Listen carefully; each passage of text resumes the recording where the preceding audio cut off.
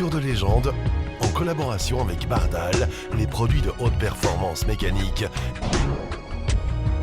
et avec Tripi, la solution par excellence pour le chronométrage et le suivi par GPS.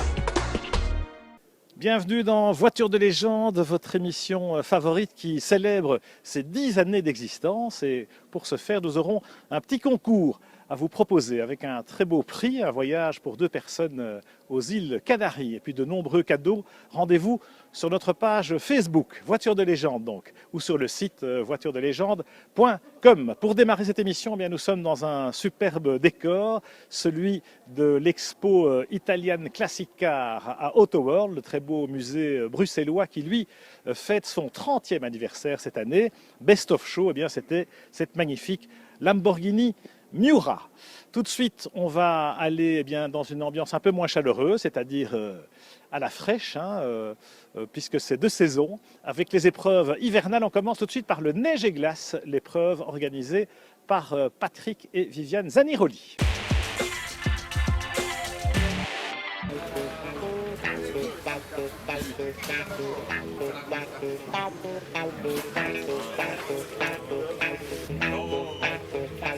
Le 62e neige et glace se présente malheureusement sous le signe de l'humidité, puisque ça fait 8 jours qu'on a un très gros redoux et que, alors qu'il y avait un très bon enneigement, c'est en train de fondre de partout. Mais bon, néanmoins, il aura lieu dans les meilleures conditions et il reste de la neige et de la glace dans les petites routes forestières.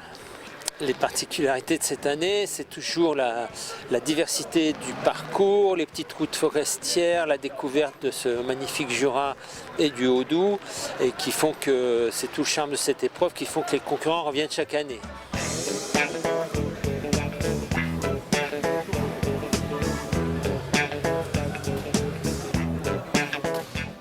On a développé avec Tripi un système de chronométrage très précis et très adapté au rallye de régularité justement, qui nous permet de mettre beaucoup plus d'arrivées, puisqu'on l'a sur ce rallye, il y a environ 100 arrivées par jour. Donc c'est très très sportif, du coup ils doivent être toujours dans le coup, toujours à la seconde près sur la totalité du parcours. Et c'est aussi ce qui fait le succès de cette épreuve. Dans notre jargon, ce qu'on appelle les vérifications techniques et administratives, donc les concurrents doivent se soumettre à des contrôles de papier, assurance, permis, etc. Et puis les véhicules doivent être stickés, contrôler les équipements de sécurité. Tout est placé sous le signe de la sécurité. Les voitures doivent être conformes au code de la route et on s'assure que tout est en ordre.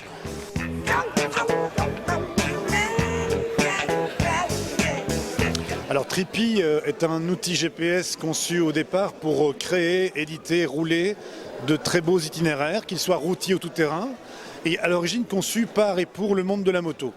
Par extension, ça intéresse tous les passionnés de beaux itinéraires, qu'ils soient dans le monde de la voiture ancienne bien sûr, du 4x4, du quad, de la moto routière ou tout-terrain. Ensuite, on a eu évidemment beaucoup d'évolutions. Tripi s'appuie sur un GPS, bien évidemment, qui est le Tripi 2, et sur un logiciel qui s'appelle Road Tracer Pro. 2 outils complémentaires pour générer ces fameux roadbooks. Nos évolutions dans le monde du rallye ont déterminé le chronométrage, le tracking, c'est-à-dire la position de chaque pilote, chaque concurrent sur un événement, des contrôles de vitesse, l'affichage éventuel de tout ou partie des notes du roadbook. Alors, évidemment, la technologie du GPS embarqué offre beaucoup d'avantages, mais est aussi limitée par ses propres inconvénients. En termes de précision absolue, nous avons énormément travaillé sur ce point, bien évidemment, puisque c'est celui qu'on attend en premier lieu. Et nous sommes justes et précis à 0,3 secondes, plus ou moins par rapport à un temps jugé idéal, exact par rapport à un point fixe, par exemple, un chronométreur humain sur le bord de la route, une cellule ou une balise. 0,3 secondes, ça signifie 0,3 avant ce temps juste, ou le temps juste, ou au-delà de 0,3. Mais donc jamais 0,6, on s'entend bien. Comme dans le monde du rallye de régularité, on doit être bon dans la seconde. C'est une prouesse technologique intéressante. De toute façon, il n'y a pas vraiment moyen d'aller au-delà de ce temps-là. On n'a pas besoin de déposer des balises ni de devoir les récupérer. Ça nécessite forcément un ciel bien dégagé. Inutile de prendre des points chrono dans un tunnel, ça ne servira pas.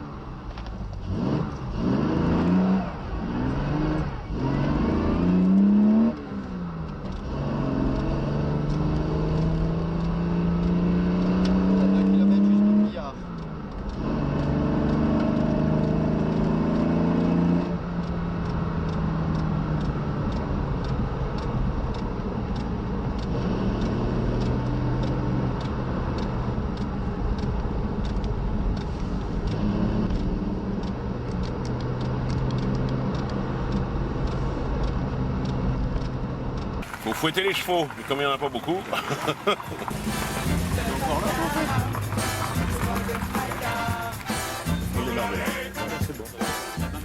Ah, c'était très bien passé, malheureusement très peu de verglas et très peu de neige, donc on glisse pas assez, c'est trop sec pour nous.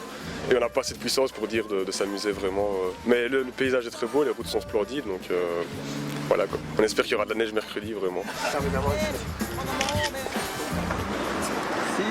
52.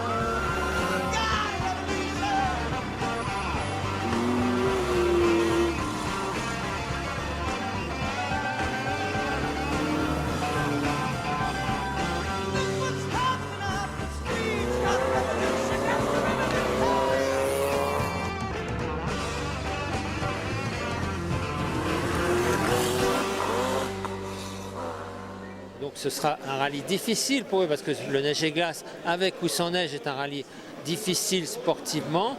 Mais l'esprit de la régularité de la voiture ancienne, c'est de venir avant tout s'amuser. Donc à part la quinzaine de furieux qui veulent venir absolument pour gagner, qui vont se battre comme des chiffonniers à la seconde, la majorité, ce qu'ils viennent chercher ici, bon, il y a le côté sportif, mais c'est le côté gastro le soir aux étapes, la convivialité, on boit des coups avec les copains, on s'entraide, quand il y en a un bloqué sur la piste, on s'arrête, on le pousse, on s'entraide. C'est l'esprit de la voiture ancienne et de la régularité, et c'est ça qui est bien aujourd'hui, et c'est pour ça que ces rallyes ont autant de succès par rapport aux épreuves modernes qui se meurent.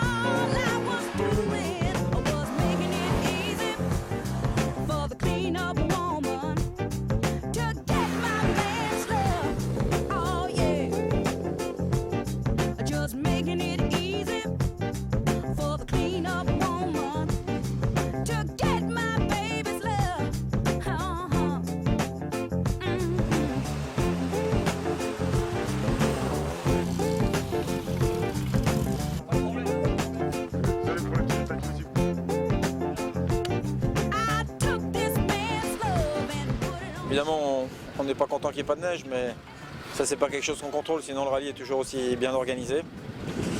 Les spéciales étaient très chouettes ce matin, avec beaucoup de navigation, donc on s'amuse. Elles sont un peu sèches, hein. Un peu trop même. C'est dommage parce qu'on aurait bien fait la différence sur la neige, mais là, avec les Belges qui roulent au 10e près, nous on roule plutôt à la louche. Hein. Oui, c'est différent que l'année passée. J'ai eu la chance de le faire l'année passée avec la neige, c'était magnifique. Sans la neige, c'est plus compliqué. Bon, c'est un autre jeu, mais il y a toujours du plaisir. C'est une magnifique région, donc on est content d'être là.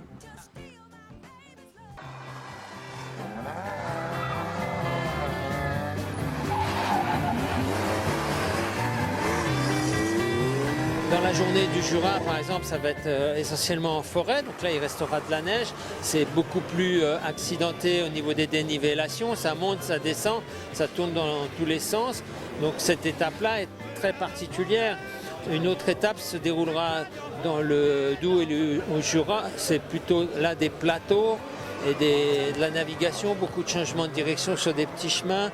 Donc il n'y a aucune étape qui se ressemble et le classement peut être chamboulé tous les jours.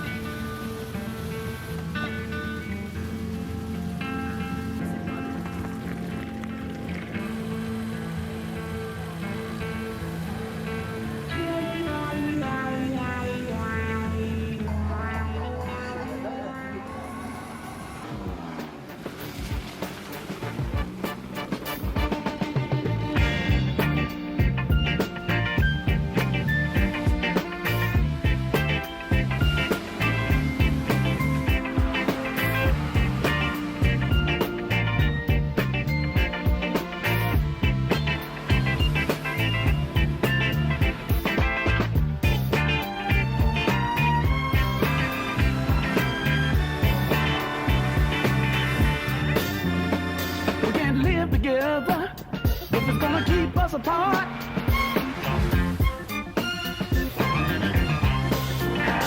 We can't live together if it's gonna keep us apart.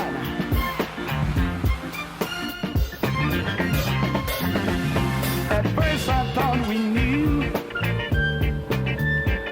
what love was all about, but baby, since you moved in, happiness moved out.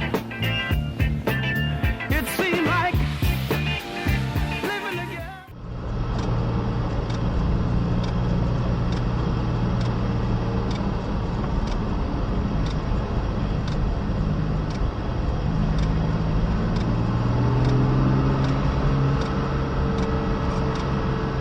Keeping us apart.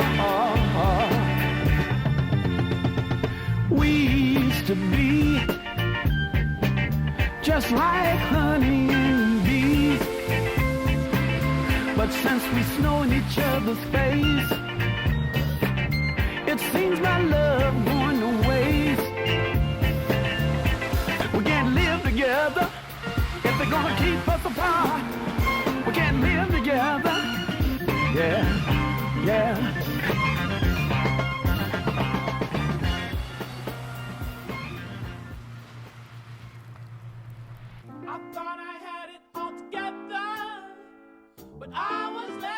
On savait que voilà, il fallait rien lâcher. On n'a rien lâché. On s'est amusé comme des fous, on pensait pas. Le niveau était très haut et on pensait pas aller le chercher cette année. Mais voilà, une bonne auto, une bonne navigatrice, une bonne assistance, une bonne organisation, tout était bien. Dans la dernière qui était fameusement difficile, on a quand même attaqué et apparemment on a gagné. C'était une lutte très serrée entre 3-4 voitures et jusqu'à la dernière spéciale.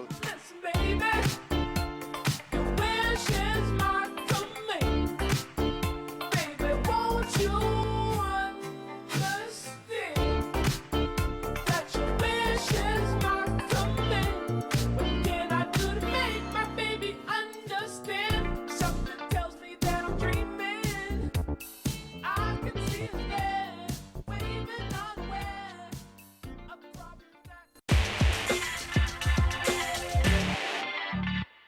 On approche tout doucement de la fin de cette émission avec au sommaire de la prochaine aussi, pour vous donner un peu le goût d'y revenir, un teasing comme on dit. Vous voyez cette belle Lancia Integrale. Eh bien, on va parler du rallye Monte-Carlo historique, évidemment, la grande épreuve hivernale traditionnelle que nous verrons en long et en large, avec déjà quelques images pour vous donner un avant-goût du traditionnel Monte-Carlo cette année. On voit donc Michel Leclerc, puis voilà, et c'est notre ami Duvernay.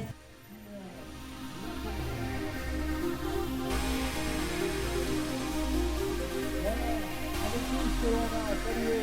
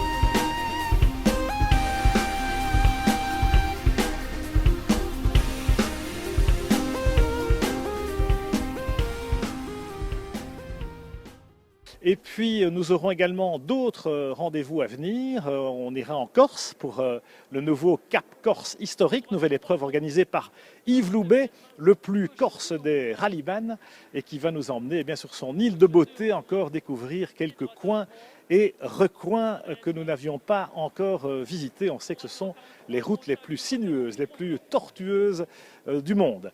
Et puis au rendez-vous aussi à l'agenda du mois prochain, en mars, vous savez qu'il y a les traditionnelles légendes, les boucles légendes, boucles de Bastogne désormais. Et puis un rendez-vous fixé le 1er avril, c'est pas une blague, ça s'appelle Classic Spring Road, également en Belgique. Et tandis qu'en Espagne, on va comme d'habitude du côté de la Costa Brava. C'est le rallye Costa Brava historique qui ouvre une saison un peu plus printanière, on l'espère, pour les rallymen français et belges toujours friands de cette belle région. Voilà donc pour le programme. Vous savez aussi que vous pouvez nous retrouver sur notre site internet www.voituresdelégende.com, sur la page Facebook pour célébrer les 10 ans de Voitures de légende avec ce concours. Et puis merci à nos partenaires News Classic Racing, le site internet newsclassicracing.com et le magazine Rétro Course. Voilà pour cette émission. À la prochaine.